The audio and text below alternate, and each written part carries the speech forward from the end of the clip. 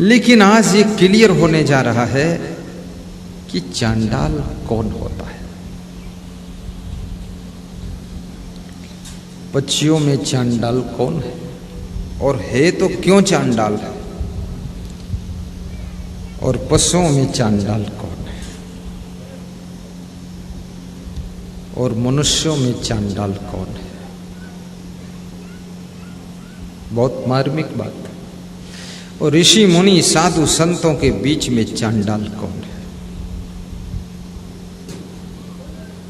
सर्वस खाए भोग करी नाना, समर भूम भी दुर्लभ प्राणा।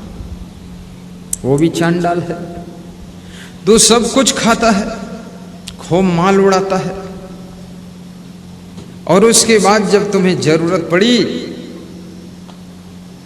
तो साइड मार जाता है, तुम्हारे काम नहीं आता है। वो चांडाल आदमी है। सर्वस खाए भोग करि नाना, समर भूम भी दुर्लभ प्राणा। खाने में आगे, सोने में आगे, आराम में आगे, काम करने का जब वक्त आया तो सबसे पीछे छिप के खड़े हैं। ये चांडाल खोपड़ी है।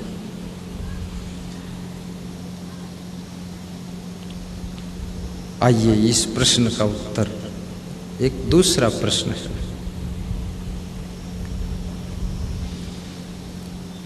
शब्द की शक्ति क्या होती है।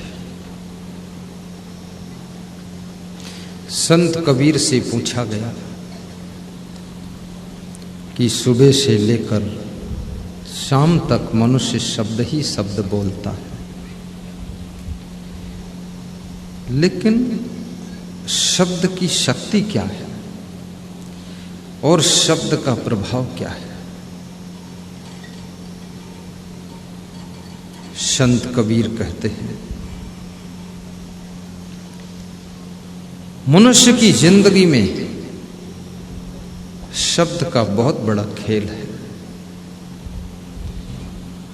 शब्द कोई साधारण चीज नहीं है।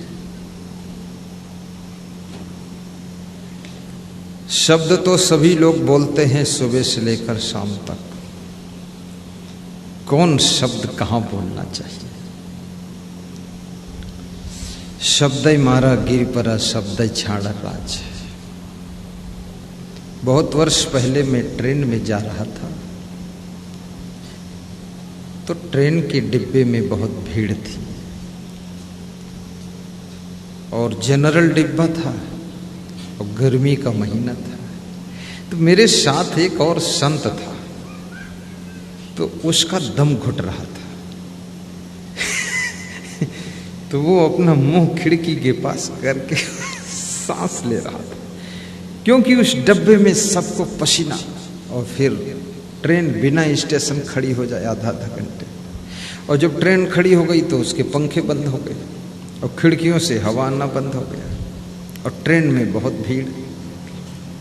तो हमारे साथ में जो संत था वो एकदम ऐसा लगता था प्राण गए प्राण गए। तो मैंने उससे कहा कि तुम खिड़की के पास मुंह करके सांस ले लो। सांस ले रहा था। तो मैंने एक आदमी से पूछा, इतनी ज्यादा भीड़ क्यों है। तो बोले, आज राजनीतिक पार्टी की रैली थी लखनऊ में, इसलिए भीड़ है। तो मैंने कहा, मुझे पता होता तो मैं ट्रेन से नहीं जाता, बस से चला जाता। तो उसी भीड़ में एक आदमी खड़ा था, तीसरा आदमी, थर्ड पर्सन। उसने कहा, अगर आपको पता होता तो ये जानवरों से बच जाते हैं। ये जो राजनीति की रैली में हुड़दंग मचा है, बिना टिकट लोग घुसे हैं ट्रेन में, सांस लेना मुश्किल है, ये जानवरों से बच जाते हैं। अब ये शब्द बोलते ही एक व्यक्ति जो राजनीतिक रैली की प्रमुखता कर रहा था, उसने सुन लिया कि हमें जानवर कहा है। तो उसने कहा, तुमने जानवर कहा हमें। लड़ाई शुरू हो गई।